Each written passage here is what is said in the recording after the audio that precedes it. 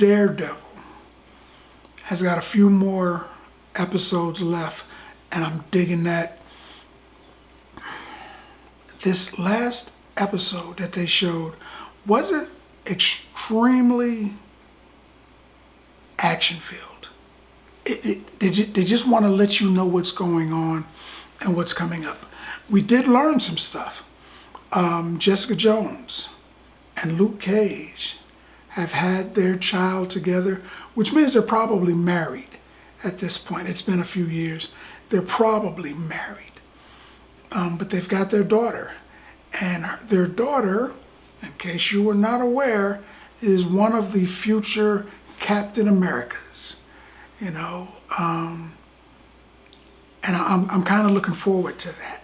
They're clearly not going to do it now.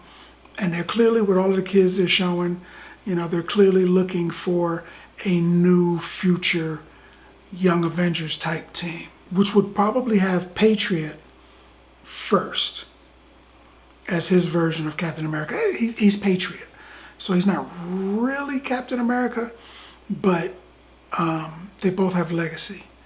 So I'm looking forward to that with the kids coming out. And Jessica Jones, there's a scene where she's being attacked. And you see someone walking around, you see a baby playing, and then there's an explosive device thrown inside the house. And the baby walks over to it and picks it up. I'm saying baby, she's probably like 5, 4, 3, right in that area. She's picking it up and she's kind of looking at it, and it's smoking, and you know it's about to go off. And you see somebody walking around the house, you just see the legs and the boots, and they're giving somebody the business. And you see the kid, and I was a little worried that something was going to happen because I wasn't sure exactly who was walking around the house. And then, you know, don't play with that, give it to mommy. Jessica Jones takes the device.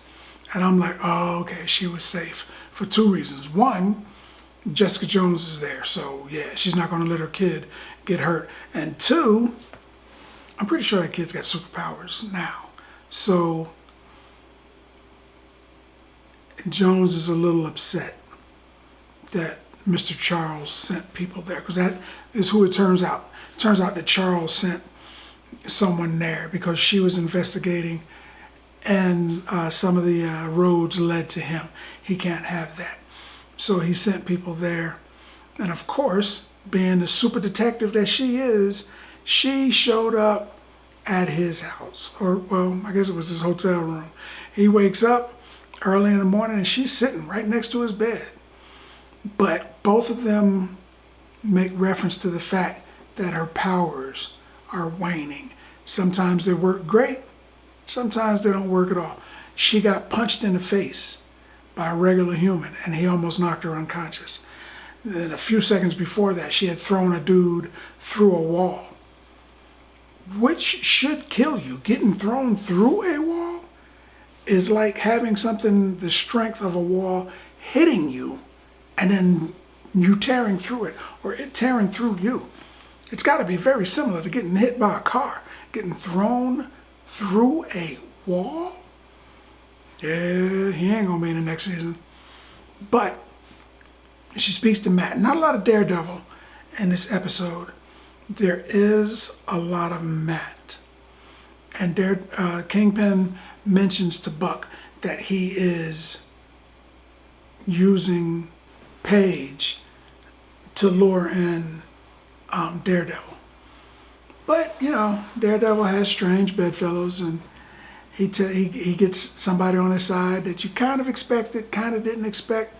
He gets Bullseye to pick up some slack. Do this thing, and he's basically going to consider him even. He's at least not going to try to unalive him. You know, Bullseye says, I can't promise that, man. And then he leaves. But you know that he wants to balance the scales. Bullseye has a weird sense of justice. And since he was forced to unalive someone, Foggy and several other people, that he didn't actually want to do, but he needed to do it in order to get out of jail and get his mind right. He had to do it. Since that happened, he's decided, okay, all right, yeah, you're right, I need to do this thing. And he helps Daredevil. They've got plans for Fisk. Fisk was going to try to use Paige to get Daredevil. But Paige goes to court, Matt Murdock shows up, who is probably Marvel Comics' best lawyer, arguably Jennifer Walters, the She-Hulk. But between the two of them, they usually get it done.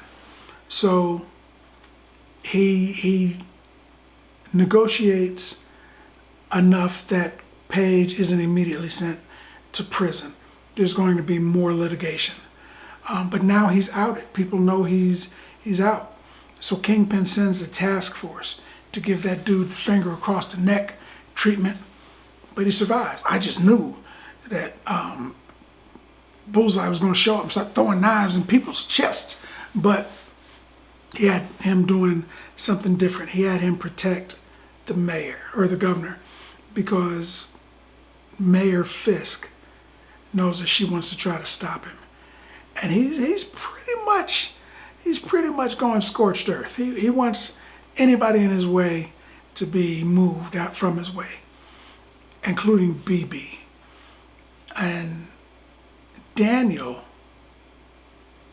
has BB, and he's supposed to be bringing her to Buck. He lies and tells her it's a different place, but he knows that if he turns her in, he'll be in the good graces of the Kingpin, and he'll at least live another day. But if he doesn't turn BB in, the Kingpin and Buck are going to unalive him. He says he's pretty sure they're going to unalive his mother, any friends he's got, and they're just going to catch BB and do her anyway.